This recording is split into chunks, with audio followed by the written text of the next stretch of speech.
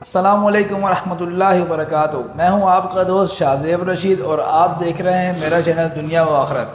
آج ہماری بک ازدواجی زندگی کے سنہرے اصول کی قسط نمبر 21 ہے۔ ویڈیو شروع کرنے سے پہلے میری آپ سب دوستوں سے گزارش ہے کہ ویڈیو کو شروع سے لے کے اینڈ تک دیکھیں، انشاءاللہ لازمی فائدہ ہوگا، اور ساتھ ہی ساتھ میرے چینل کو سبسکرائب بھی کر دیں اور بیل آئیکن کو بھی دبا دیں تاکہ میری ہر نئی آنے والی ویڈیو کو نوٹیفیکیشن بر وقت آپ کو مل سکے۔ تو بغیر وقت ضائع کیے چلتے ہیں اپنی ویڈیو کی طرف۔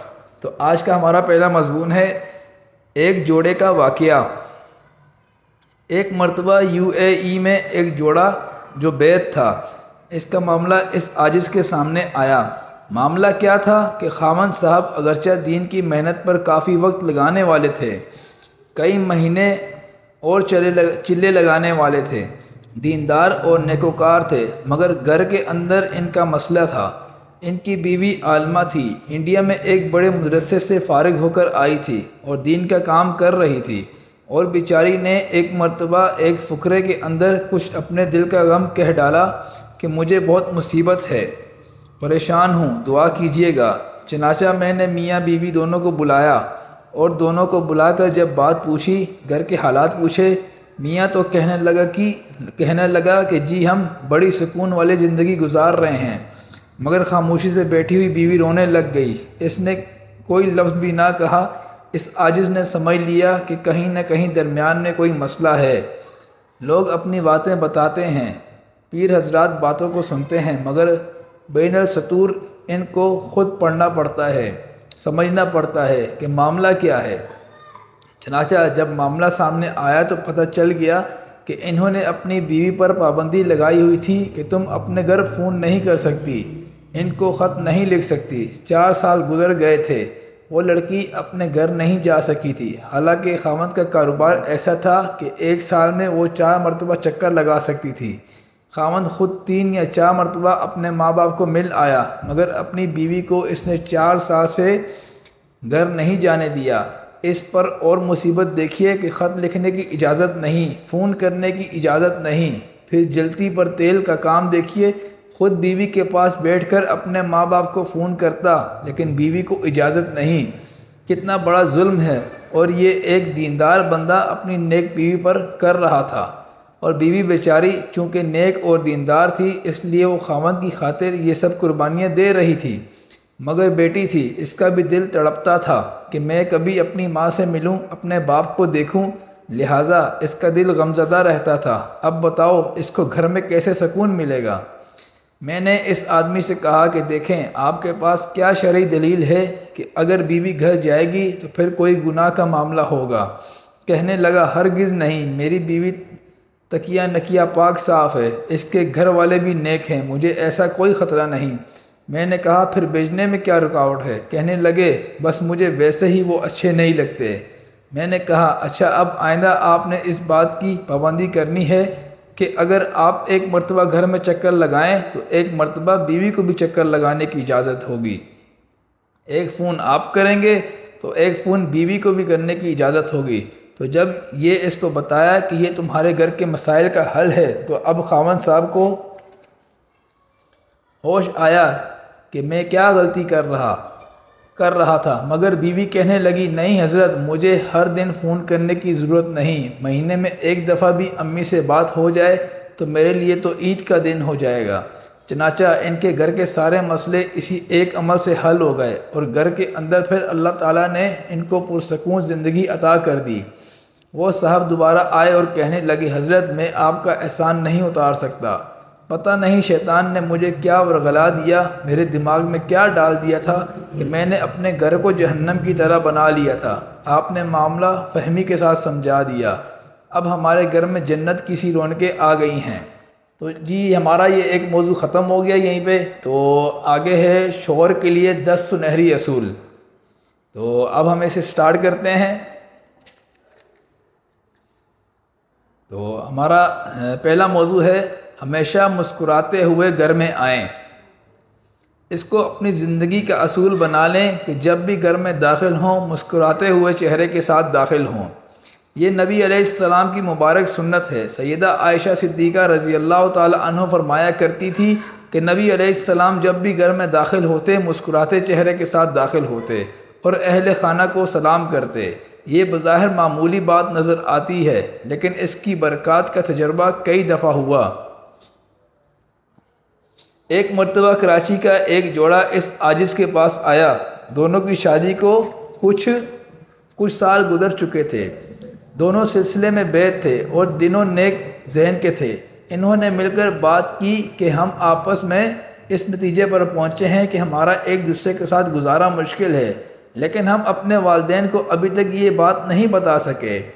ہم نے سوچا کہ پہلے اپنے حضرت صاحب کو بتا دیتے ہیں تاکہ آپ کے علم میں رہے اور کل کو آپ ہم سے ناراض نہ ہوں۔ اب ہم دونوں مل کر آئے ہیں تاکہ آپ کو اس صورتحال کی اطلاع دے دیں۔ جب اس عاجز نے ان سے پوچھا کہ بھائی معاملہ کیا بنتا ہے، تو ان کی تھوڑی دیر کی بات چیت سے پتہ چلا کہ ان دونوں کے درمیان جھگڑے کی ابتدا یہ ہوتی ہے کہ خاوند کا کاروبار آج کل اچھا نہیں تھا، کیونکہ ملکی معاشی حالات کی وجہ سے اکثر لوگوں کے کاروبار دباؤ کا شکار تھے۔ اب چونکہ خاوند کا کاروبار اچھا نہیں تھا، وہ اپنے بزنس سے مطمئن نہیں تھا، کوشش کرتا تھا لیکن کام نہیں چلتا تھا۔ لینے والے جو ہیں وہ پیسے مانگتے لیکن اس کے پاس ہوتے نہیں تھے۔ چنانچہ جب وہ گھر آتا تو اسی فکر اور سوچ میں ہوتا، لہٰذا وہ بیوی سے بات کرتا نہ کوئی اسے زیادہ وقت دیتا، بلکہ طبیعت کے اندر چڑچڑاپن ہوتا۔ کاروبار اچھا نہ ہونے کی وجہ سے ذرا سی کوئی بات ہوتی تو بس غصہ اپنے بچوں پر یا بیوی پر نکالتا۔ ادھر بیوی کا یہ حال کہ وہ اپنے میاں کے لیے کھانا تیار کرتی اور 2 گھنٹے اس کے انتظار میں بھوکی رہتی کہ میاں آئے گا تو اس کا ساتھ بیٹھ کر کھانا کھاؤں گی۔ اب جو عورت 2 گھنٹے سے گھر میں بھوکی بیٹھی ہو کہ میرا میاں آئے گا تو اس کے ساتھ مل کر کھانا کھاؤں گی، اور وہ میاں گھر آئے تو اس کا منہ بنا ہوا ہو اور ناراض ہو، تو بیوی تو یہی سمجھے گی کہ شاید اسے مجھ سے کوئی دلچسپی اور تعلق ہی نہیں۔ چنانچہ اس وجہ سے ان کے درمیان جھگڑا شروع ہو جاتا۔ جب چنگاری بھڑک اٹھتی تو پھر لوگ آگ کے شعلے بھڑکتے دیر نہیں لگتی۔ بہرحال اس عاجز نے اس میاں سے کہا کہ آپ نے جو اپنے والدین کو بتانا ہے اس میں 6 مہینے تاخیر کر لیں اور 6 مہینے ایک نصیحت پر عمل کریں۔ مجھے امید ہے کہ اس نصیحت پر عمل کرنے سے آپ کی مشکلات کا حل نکل آئے گا۔ وہ کہنے لگے وہ کیا نصیحت ہے؟ میں نے اس میاں سے کہا دیکھو نبی علیہ السلام کی مبارک سنت ہے کہ نبی علیہ السلام جب بھی گھر میں داخل ہوتے مسکراتے چہرے کے ساتھ داخل ہوتے، اپنے اہل خانہ کو سلام کرتے۔ آپ کی زندگی اس سنت سے خالی نظر آتی ہے، اس وجہ سے آپ پر یہ مصیبت پڑ رہی ہے۔ اس سنت پر عمل کریں، وعدہ کریں کہ جب بھی گھر میں داخل ہوں گے مسکراتے چہرے کے ساتھ داخل ہوں گے اور اہل خانہ کو سلام کریں گے۔ اس نے کہا حضرت یہ تو چھوٹی سی بات ہے۔ اس عاجز نے کہا بات چھوٹی سی ہے مگر اس کی قدر و قیمت کا اندازہ اس وقت ہوگا جب آپ اس پر عمل کریں گے۔ اگر آپ کا کاروبار اچھا نہیں تو اس کے جھگڑے دفتر تک رکھیے، دکان تک رکھیے، گھر والوں کا اس میں کیا قصور ہے؟ ان کو تو محبت بھری زندگی چاہیے، لہٰذا آپ جب اپنے گھر کے دروازے پر پہنچیں تو کاروبار کے جھگڑے ختم کر دیں اور گھر کے اندر مسکراتے ہوئے اور حشاش بشاش چہرے سے داخل ہوں۔ بیوی کو محبت کی نظر سے دیکھیں اور اس کو سلام کریں، یہ نبی علیہ السلام کی سنت ہے۔ پھر اس کی برکت دیکھنا۔ چنانچہ کیا ہوا کہ وہ جوڑا گیا۔ مشکل سے 1 ہفتہ گزرا ہوگا کہ بیوی کہنے لگی کہ حضرت زندگی کا یہ ہفتہ ایسے گزرا جیسے نئی شادی کے بعد میاں بیوی کا ہفتہ گزرتا ہے، اور ہم دونوں اس نتیجے پر پہنچے ہیں جتنا ہم ایک دوسرے کو چاہتے ہیں اتنا کوئی بھی نہیں چاہتا۔ اب ہم کبھی زندگی میں علیحدگی کا نام بھی نہیں لیں گے۔ وہ گھر جو اس قدر پریشانیوں کا مرکز بن گیا تھا، نبی علیہ السلام کی ایک سنت پر عمل کرنے سے وہ خوشیوں کا گہوارہ بن گیا ہے۔ شیطان کا ٹھکانہ۔ لوگ گھر میں داخل ہوتے ہوئے بسم اللہ پڑھنا اور گھر میں داخل ہونے کی دعا پڑھنا بھول جاتے ہیں۔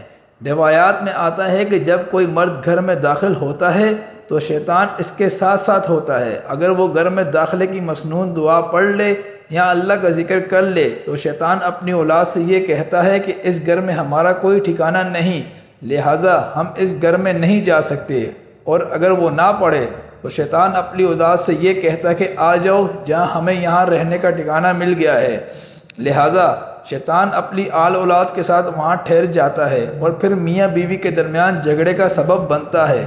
اس لیے گھر میں داخل ہوتے وقت اللہ کو یاد کر لیا کریں، بسم اللہ اور گھر داخل ہونے کی مسنون دعا ضرور پڑھ لیا کریں۔